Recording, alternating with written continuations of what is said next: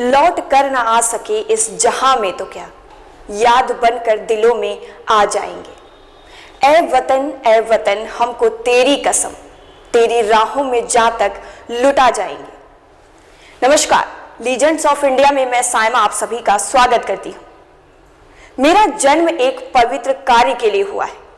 इस देश की आजादी ही मेरा परम धर्म है। मेरे लिए कोई आराम नहीं है और मुझे मेरे लक्ष्य से कोई नहीं रोक सकता। आजादी के दीवाने सर पर कफन बांधे, जिनकी जिंदगी का सिर्फ एक ही मकसद था, भारत की आजादी। जब भी आजादी का जिक्र होगा सबसे पहले इन्हीं क्रांतिकारी का नाम लिया जाएगा। आज लीजेंड्स ऑफ इंडिया में हम बताएंगे आपको शहीद आजम भगत सिंह के बारे में।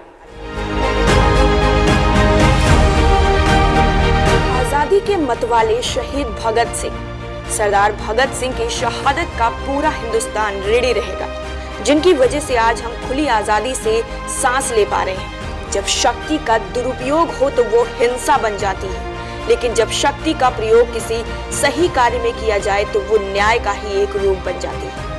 ये क्रांतिकारी विचार थे महान क्रांतिकारी सरदार भगत सिंह के। उनका कहना था कि कोई भी त्याग हमारी मातृभूमि की आजादी से बड़ा नहीं है। आज हम स्वतंत्र भारत में जी रहे हैं, ये इन्हीं लोगों का त्याग है। जब भारत की आजादी के किस्से सुने जाते हैं तो भगत सिंह का नाम सबसे ऊपर आता है। भगत सिंह का जन्म पंजाब के नवांशहर जिले के खटकर कला गांव के एक सिख परिवार में 27 सितंबर 1907 को हुआ था। उनकी याद में अब इस जिले का नाम बदलकर शहीद भगत सिंह नगर रख दिया गया है। वो सरदार किशन सिंह और विद्यावती की तीसरी संतान थी। भगत सिंह का परिवार स्वतंत्रता संग्राम से सक्रिय रूप से जुड़ा हुआ था। उनके पिता किशन सिंह और चाचा अजीत सिंह गदर पार्टी के सदस्य थे। गदर पार्टी की स्थापना ब्रिटिश शासन को भारत से निकालने के लिए अमेरिका में की गई थी। परिवार के माहौल का युवा भगत सिंह के मस्तिष्क पर बड़ा असर हुआ और बचपन से ही उनकी नसों में देशभक्ति की भावना कूट-कूट कर भर गई। बचपन से ही भगत सिंह को देशभक्ति की भावना वाला माहौल मिला और इसी तरह इस भावना ने उनके जहन में एक गहरी छाप छोड़ी। वीर भगत सिंह सपने में भी देश की आजादी के बारे में सोचा करते थे। जिस इंसान के अंदर बचपन से ही इतनी देशभक्ति की भावना हो, उससे बड़ा देशभक्त कोई दूसरा हो ही नहीं सकता। इनके दादा इतने स्वाभिमानी थे कि उन्होंने ब्रिटिश स्कूल में भगत सिंह को पढ़ाने से मना कर दिया, तो गांव के ही एक आर्य समाज के स्कूल में इनकी बाल्य की शिक्षा हुई। एकता प्यारी है अब भिन्न भिन्न है बोली, फिर भी मातृभाषा की है कसम। भिन्न भिन्न है बोली, फिर भी मातृभाषा की है कसम। एक ही थे हम एक रहेंगे, एक ही थे हम एक रहेंगे, ऐ मेरे प्यारे वतन। वंदे मातरम, वंदे वंदे मातरम, वंदे वंदे मातरम, वंदे वंदे मातरम, वंदे।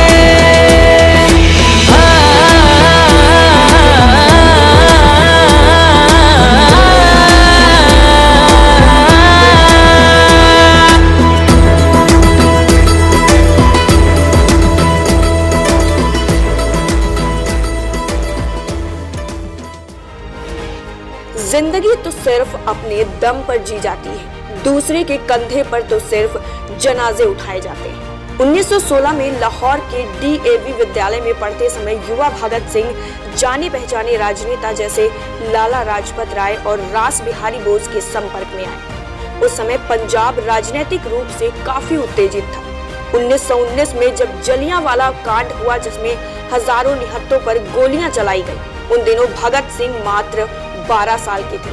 इस घटना ने उनके आक्रोश को बहुत ज्यादा बढ़ावा दिया। इसके बाद मात्र 14 साल की उम्र में जब 20 फरवरी 1921 को गुरुद्वारा नानक साहिब में लोगों पर गोलियां चलाई गईं, तो भगत सिंह ने इसके विरोध में प्रदर्शनकारियों में हिस्सा ले लिया। एक तरफ जहां महात्मा गांधी ने अहिंसा का विचार रखा था, तो वहीं 1922 में जब चौरा चौरी हत्याकांड हुआ तो भगत सिंह का खून खौल उठा और उन्होंने मात्र 15 साल की उम्र में युवा क्रांतिकारी आंदोलन में भाग लिया और ये उस गुट के सरदार बन गए। भगत सिंह के जीवन से जुड़ी एक घटना ये भी है कि भगत सिंह की माँ अक्सर देखा करती थी कि वो एक अगरबत्ती लेकर रोज एक छोटे से कमरे में जाते और कमरा अंदर से बंद करके घंटों अंदर ही रहते। एक दिन जब भगत सिंह अगरबत्ती लेकर कमरे में दाखिल हुए तो माँ ने जिज्ञावश एक कोने से अंदर देखा तो उनका कलेजा भर आया। भगत सिंह के एक हाथ में अगरबत्ती थी और सामने भारत माँ की तस्वीर टंगी थी और भगत सिंह फूट फूट कर रो रहे थे। उनकी आंखों में एक चमक थी, आजादी की चमक। वो बार बार भारत माँ से वादा कर रहे थे कि माँ, मैं अपने प्राणों की आहुति देकर तुझे आजाद कराऊंगा। ये देखकर माँ का सीना गर्व से फूल गया। ऐसे थे हमारे सरदार भगत सिंह। अगर उनके जीवन की एक भी बात हमने जीवन में ढाल ली तो निश्चित आज हम उनको याद करना सफल हो जाएगा। शहीदों की चिताओं पर लगेंगे हर बरस में, वतन पर मर मिटने वालों का यही बाकी निशा होगा। विवाह से बचने के लिए भगत सिंह घर से भागकर कानपुर चले गए। यहाँ वो गणेश शंकर विद्यार्थी नामक क्रांतिकारी के संपर्क में आए और क्रांति का प्रथम पाठ सीखा। नाज तुझको तो होगा भगत सिंह की माँ, तेरा बेटा वतन के काम आ गया। सर झुका कर नहीं सर उठा के चला, देश के वास्ते जान लुटा के चला। जाने वालों को देखो वतन के लिए, शम्मा आजादी की हो जला जाएंगे। सांस है जब तलक ना रुकेंगे कदम, चल पड़े हैं तो मंजिल को पा जाएंगे। जान जारी नहीं है वतन से ही है, मर मर के सभी को बता जाएंगे।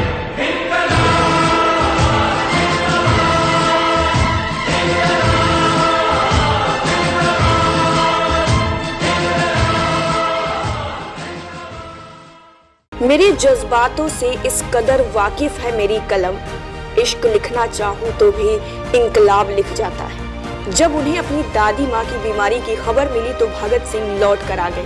उन्होंने अपने गांव से ही अपनी क्रांतिकारी गतिविधियों को जारी रखा। वो लाहौर गए और नौजवान भारत सभा नाम से एक क्रांतिकारी संगठन बनाया। उन्होंने पंजाब में क्रांति का संदेश फैलाना शुरू कर दिया। साल 1928 में उन्होंने दिल्ली में क्रांतिकारियों की एक बैठक में हिस्सा लिया और चंद्रशेखर आजाद के संपर्क में आ गए। दोनों ने मिलकर हिंदुस्तान समाजवादी प्रजातंत्र संघ का गठन किया।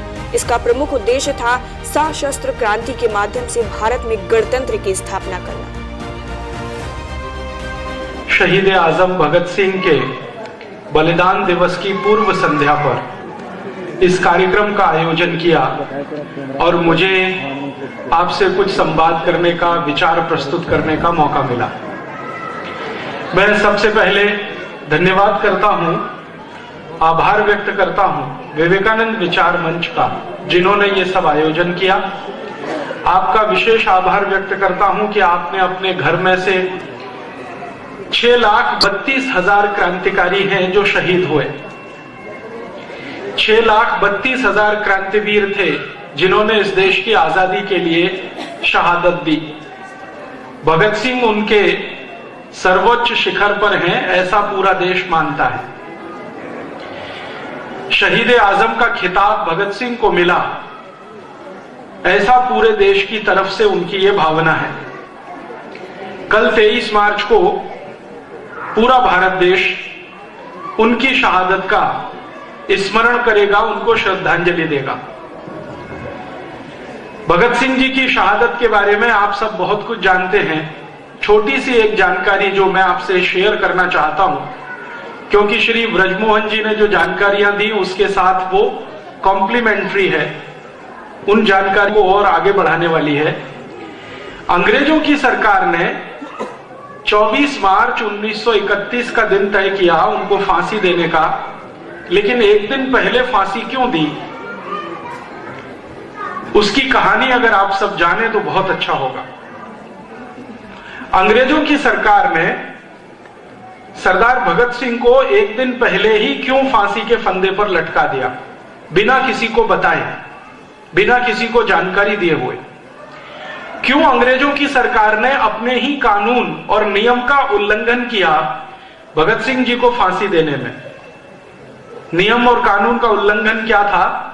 आप जानते हैं कि अंग्रेजों की सरकार दुनिया के जिन भी देशों में चली और वहां पर उन्होंने फांसी देने के लिए जो नियम कायदे कानून बनाए, उनमें से एक नियम यह है कि किसी को भी फांसी दी जाती है तो सुबह के समय दी जाती है।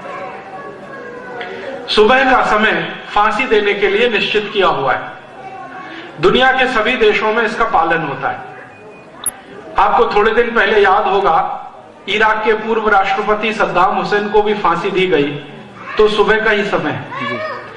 सारे दुनिया के सभी देशों में यह नियम लागू है और आज से नहीं, लगभग 100-125 वर्ष से। अंग्रेजों के देश में भी यही नियम था कि फांसी सुबह दी जाती है और दी जानी चाहिए। तो 24 मार्च को सुबह उनको फांसी देने का समय था 6 बजे के आसपास, लेकिन 23 मार्च की रात को ही फांसी हो गई बिना किसी को बताए। कारण इसके पीछे जानना चाहिए। मैंने भारत देश के जो शहीद हैं, भगत सिंह, ऊधम सिंह, चंद्रशेखर, सुभाष चंद्र बोस, अशफाक उल्लाह, तात्या टोपे, झांसी की रानी लक्ष्मीबाई, नाना फडणवीस, ऐसे 6,32,000 क्रांतिवीरों के बारे में कुछ दस्तावेज इकट्ठे किए हैं और वो दस्तावेज भारत में नहीं मिले, लंदन से मिले, हाउस ऑफ कॉमन्स की लाइब्रेरी, अंग्रेजों की संसद में से। तो भगत सिंह जी के बारे में जो दस्तावेज मिला वो ये बताता है कि अंग्रेजों की सरकार बहुत घबराई हुई थी। भगत सिंह जी को फांसी होने से अंग्रेजों की सरकार बहुत घबराई हुई थी। अब भी जिसका खून ना खौला, खून नहीं वो पानी है, जो देश के काम ना आए वो बेकार जवानी। फरवरी 1928 में इंग्लैंड से साइमन कमीशन नामक एक आयोग भारत दौरे पर आया। इसके भारत दौरे का मुख्य उद्देश्य था भारत के लोगों की स्वयं सत्ता और राजतंत्र में भागीदारी। पर इस आयोग में कोई भी भारतीय सदस्य नहीं था, जिसके कारण साइमन कमीशन के विरोध का फैसला कर लिया गया।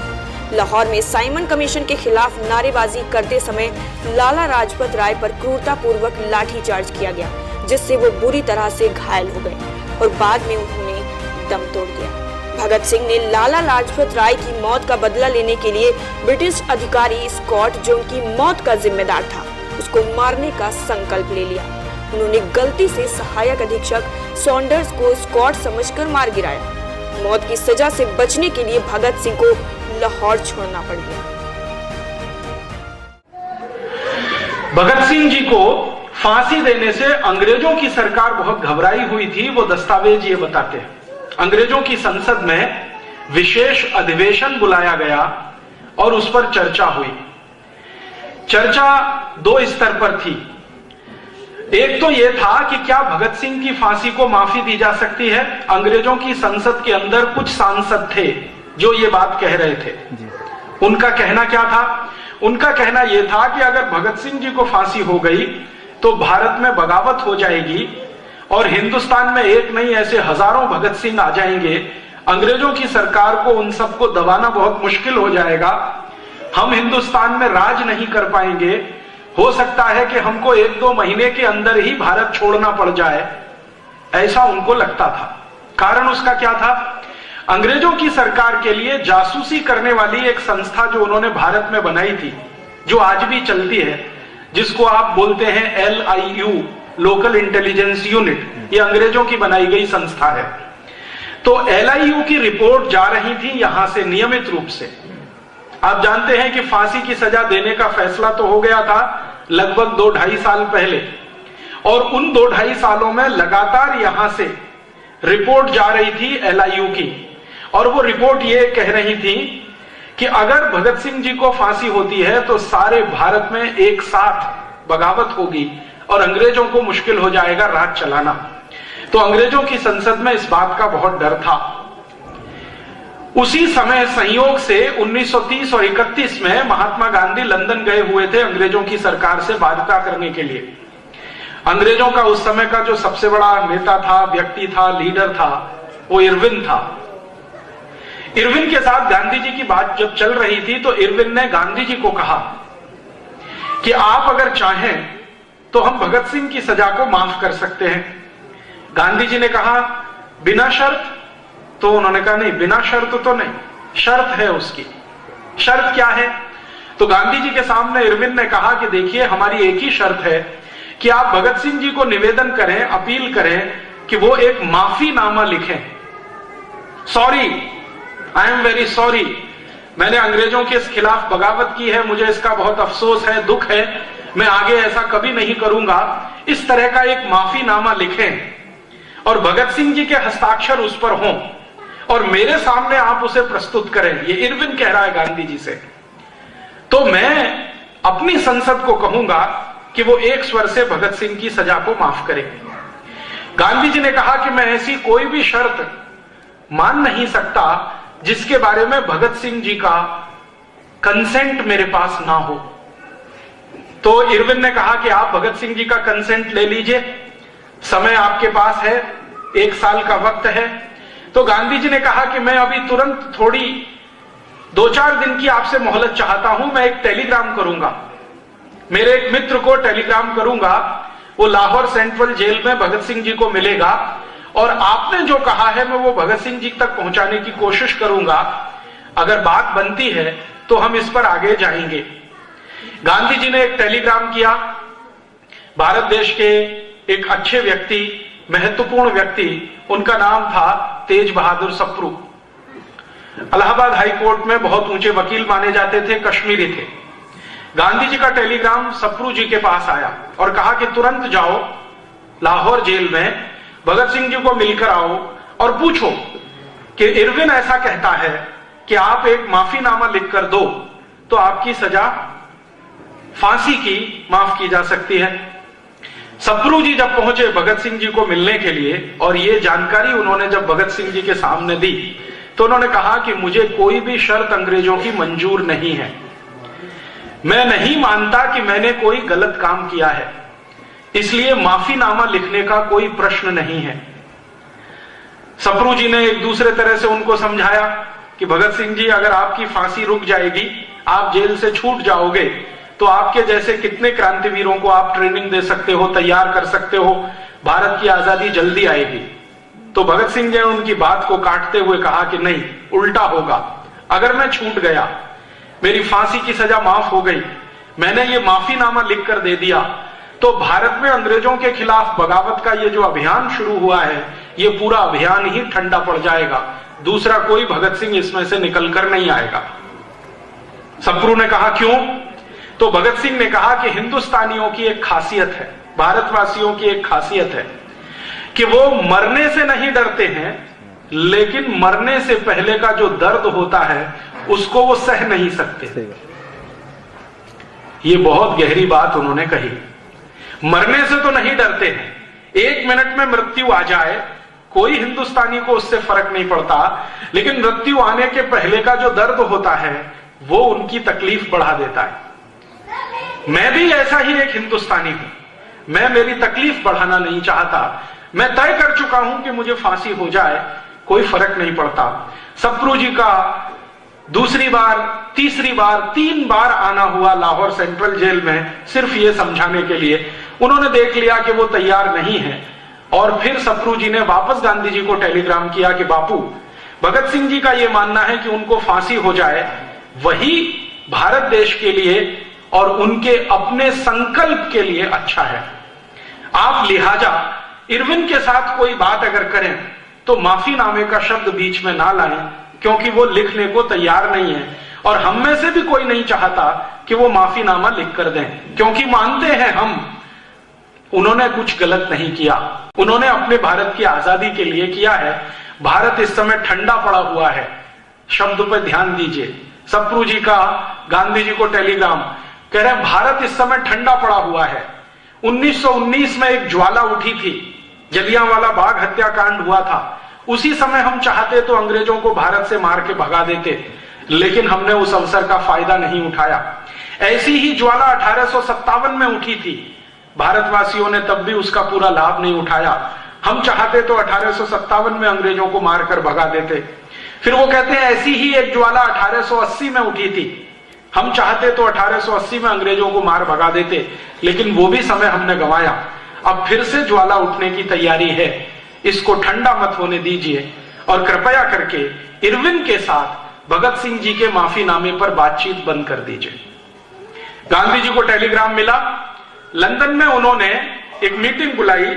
उस मीटिंग में वो सब क्रांतिवीर शामिल थे जो लंदन में रहकर भारत की आजादी की लड़ाई के लिए काम करते थे। उनके सबसे बड़े नेता थे श्यामजी कृष्ण वर्मा, आप सभी जानते हैं। उन्होंने एक बहुत बड़ा भवन बना के दिया लंदन में, जहां पर क्रांतिवीर जाते थे, इकट्ठे होते थे, ट्रेनिंग चलती थी, वैचारिक मंथन होता था, सोने ठहरने रहने का इंतजाम होता था। उसका नाम उन्होंने बहुत सुंदर रखा था, India house. India house Shyamji Krishna Verma ने अपने खुद के कमाए गए पैसे से बनाया था। इसी श्यामजी कृष्ण वर्मा के इंडिया हाउस में भगत सिंह जी के बारे में आखिरी मीटिंग हुई, जिसमें वो खुद मौजूद थे और उनके जैसे कई और क्रांतिकारी मौजूद थे। सबसे पूछा गया कि इरविन का प्रपोजल है, क्या करना है? तो उन्होंने कहा कि इरविन बहुत चालाक आदमी है और अंग्रेजों की सरकार बहुत खतरनाक है। भगत सिंह को माफीनामा वो देना चाहते हैं लिखवाकर, अपनी सुरक्षा के लिए, भारत की आजादी के लिए नहीं, क्योंकि अंग्रेजों को डर है कि अगर भगत सिंह को फांसी हुई तो बगावत इतनी बड़ी है, व्यवस्था उलट जाएगी। सेना में बगावत हो सकती है, आर्मी में बगावत हो सकती है, एयरफोर्स में बगावत हो सकती है, नेवी में बगावत हो सकती है, पुलिस में बगावत हो सकती है, क्योंकि आप जानते हैं कि भगत सिंह का मुकदमा जितने दिन इस देश में चला, उतना ही उनकी लोकप्रियता बढ़ती चली गई। और भगत सिंह जी की लोकप्रियता भारत नहीं, भारत के बाहर जो रहने वाले भारतवासी थे, वहां तक पहुंच गई। तो उस लोकप्रियता से अंग्रेज डरते थे, इसलिए उन्होंने संसद में एक विशेष बैठक बुलाई और उसमें उन्होंने फैसला किया कि अगर भगत सिंह जी को फांसी हुई तो उनके जो परिवार के लोग हैं, उनके जो मित्र हैं, रिश्तेदार हैं, वो उनका शरीर मांगेंगे, मृत शरीर मांगेंगे और उस मृत शरीर को जुलूस की तरह से वो एक प्रोसेशन के रूप में निकालेंगे, सम्मान सहित उनका अंतिम संस्कार करेंगे। और ऐसी भावना भड़केगी अंग्रेजों के खिलाफ कि शायद पंजाब से हमें भागना पड़ जाए, हो सकता है कि एक बहुत बड़ा भारत हमें खाली करना पड़ जाए।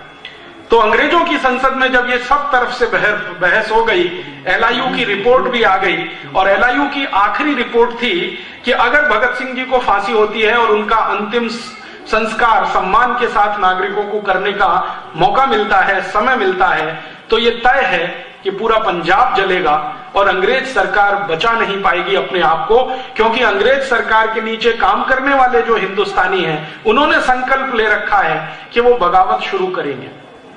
एक एलआईयू ऑफिसर ने तो यहां तक लिख दिया कि 1857 में भारतवासियों से एक गलती हो गई थी, वो हमारे लिए बड़ी अच्छी हुई और भारतवासियों को भारी पड़ी। वो गलती क्या थी आप जानते हैं? 1857 का जो क्रांति वाला संग्राम था, उसको एक साथ शुरू करने का फैसला हुआ था और उसकी एक तारीख तय की गई थी, लेकिन हमारे भारत के अति उत्साही क्रांतिकारियों के कारण उस तारीख से लगभग 10-11 दिन पहले ही बगावत शुरू हो गई। तय हुआ था एक दिन, वो था 10 मई 1857, लेकिन कहीं पर 30 अप्रैल, कहीं पर 1 मई, कहीं पर 2 मई, इस तरह से अलग अलग बगावतें शुरू हो गई। बैरकपुर की छावनी में अलग तारीख को, कलकत्ता में अलग को, मेरठ में अलग, दिल्ली में अलग। तो ये जो अलग अलग शुरू हुआ, इससे अंग्रेजों ने आर्मी की ताकत से उसको दबा लिया। जो एक साथ 10 मई को शुरू होता तो अंग्रेजों की ताकत नहीं थी कि वो उसको दबा पाते। तो एलआईयू के एक ऑफिसर ने लिखा ब्रिटिश पार्लियामेंट को कि जो गलती हो गई हिंदुस्तान के लोगों से 10 मई 1857 को, वो गलती अब वो ठीक करना चाहते हैं। भगत सिंह की फांसी का दिन तय किया हुआ है, उसी दिन सारे देश में एक साथ बगावत होगी अंग्रेजों के खिलाफ। तो आप कुछ ऐसा करिए कि ये बगावत ना होने पाए। तब अंग्रेजों की पार्लियामेंट में प्रस्ताव पारित करके भारत में अंग्रेजों के अधिकारियों को बोल दिया गया कि किसी भी तरीके से पता न चले लोगों को, ऐसे करके फांसी दे दीजिए। तो यहां जेल के अधिकारियों ने लाहौर के सुपरिंटेंडेंट से कहा कि इसका एक ही विकल्प है कि हम एक दिन पहले रात में ही भगत सिंह को फांसी पर लटका दें। फिर सुपरिंटेंडेंट ने पूछा फिर, तो फिर उसने कहा कि फांसी पे लटकाने के 2-3 मिनट में मृत्यु हो जाएगी, हम उनके शव को लेके जाएंगे और जेल के बाहर कहीं भी कोई स्थान पर आग लगा के जला देंगे, रात भर में शव जल जाएगा, सुबह तक लोग जब आएंगे फांसी के समय पर तब तक उनको राख मिलेगी। इस चालाकी और कुटिलता के साथ 23 मार्च की रात को उनको फांसी पर लटका दिया और जैसे ही फांसी पर लटकाया तो मृत्यु होने के बाद उनके शव को एक ट्रक में रखकर जेल से बाहर निकाला और उस ट्रक को चलाने वाला जो ड्राइवर था उसको बताया नहीं गया कि इसमें क्या जा रहा है।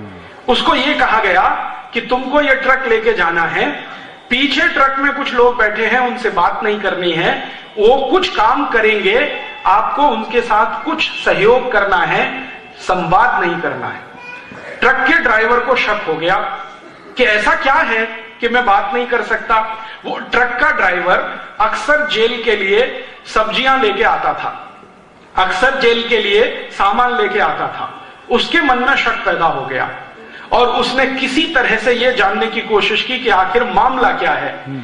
जब उसने ट्रक को दौड़ाना शुरू किया, चलाना शुरू किया, तो एक जगह बहाने से उसने रोका कि कुछ इसमें टेक्निकल प्रॉब्लम हुई है, मुझे जरा ठीक करने में समय लगेगा।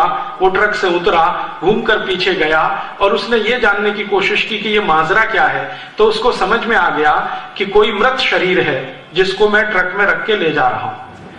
तो पीछे बैठे हुए सिपाहियों से उसने पूछा कि ये क्या है, कपड़े में लिपटा हुआ। तो उन्होंने कहा तुमको क्या लेना देना, नहीं मुझे जानकारी दे दो, तुम भी भारतवासी हो, मैं भी भारतवासी हूं, हमारी तकलीफ ये है कि पेट के लिए नौकरी करनी पड़ रही है अंग्रेजों की, तो बता दो ये क्या है। तब उनमें से एक व्यक्ति फूटा और उसने कहा कि ये भारत के सरदार भगत सिंह का शव है। तो वो ट्रक वाला परेशान हो गया, उछल गया, ये कैसे है, कल फांसी होने थी। तो उन्होंने कहा नहीं, अंग्रेज सुपरिंटेंडेंट ने रात को ही फांसी दे दी है, अब क्या करना है। तो अब हमें आदेश है सिपाही और ट्रक ड्राइवर को कि कहीं पर लकड़ियां मिल जाएं तो किसी पानी के किनारे, नदी के किनारे इसको जला देना है। कभी वतन के लिए सोच के देख लेना, कभी माँ के कदम चूम के देख लेना, कितना मजा आता है मरने में, कभी वतन पर मर कर देख लेना। ब्रिटिश सरकार ने भारतीयों को अधिकार और आजादी देने और असंतोष के मूल कारण को खोजने के बजाय अधिक दमनकारी नीतियों का प्रयोग करना शुरू कर दिया। डिफेंस ऑफ इंडिया एक्ट के द्वारा अंग्रेजी सरकार ने पुलिस को और दमनकारी अधिकार दे दिए। इसके तहत पुलिस संदिग्ध गतिविधियों से संबंधित जुलूस को रोककर और लोगों को गिरफ्तार कर सकती थी। केंद्रीय विधानसभा में लाया गया यह अधिनियम एक मत से हार गया। फिर भी अंग्रेज सरकार ने इसे जनता के हित में कहकर एक अध्यादेश के रूप में पारित किए जाने का फैसला कर लिया। भगत सिंह ने स्वेच्छा से केंद्रीय विधानसभा, जहां अध्यादेश पारित करने के लिए बैठक का आयोजन किया जा रहा था, उसमें बम फेंकने की योजना बनाई। यह एक सावधानी पूर्वक रची गई साजिश थी जिसका उद्देश्य किसी को मारना या चोट पहुंचाना नहीं था, बल्कि सरकार का ध्यान आकर्षित करना था और उनको ये दिखाना था कि उनके दमन के तरीकों को और अधिक सहन नहीं किया जाएगा। लिख रहा हूं मैं अंजाम जिसका कल आगाज आएगा, मेरे लहू का हर कतरा इंकलाब लाएगा। मैं रहूं या न रहूं पर ये वादा है तुमसे, मेरे मरने के बाद वतन पर मरने वालों का सैलाब आएगा। 8 अप्रैल 1929 को भगत सिंह और बटुकेश्वर दत्त ने केंद्रीय विधानसभा सत्र के दौरान विधानसभा भवन में बम फेंका। बम से किसी को भी नुकसान नहीं पहुंचा। उन्होंने घटना स्थल से भागने के बजाय जानबूझकर गिरफ्तारी दे दी। अपनी सुनवाई के दौरान भगत सिंह ने किसी भी बचाव पक्ष के वकील को भी नियुक्त करने से साफ इनकार कर दिया। सीने पर जो जख्म है वो फूलों के गुच्छे हैं, हमें पागल ही रहने दो, हम पागल ही अच्छे।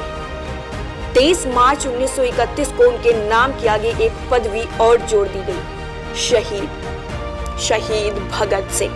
23 मार्च 1931 को ब्रिटिश सरकार ने भगत सिंह, सुखदेव और राजगुरु को एक साथ फांसी की सजा सुनाई। भगत सिंह चाहते तो माफी मांगकर फांसी की सजा से बच सकते थे, लेकिन मातृभूमि के सच्चे सपूत को झुकना पसंद नहीं था और मात्र 23 साल की उम्र में इस वीर सपूत ने हंसते हंसते फांसी के फंदे को चूम लिया। ऐसे देश प्रेमियों को कोटि कोटि नमन। जमाने में मिलते हैं आशिक कई, मगर वतन से खूबसूरत कोई सनम नहीं होता। नोटों में लिपट कर, सोने में भी सिमट कर मरे हैं कई शासक, मगर तिरंगे से खूबसूरत कोई कफन नहीं होता। सारा हिंदुस्तान शहीद आजम का हमेशा रेडी रहेगा। लीजेंड्स ऑफ इंडिया में आज फिलहाल इतना ही। नमस्कार।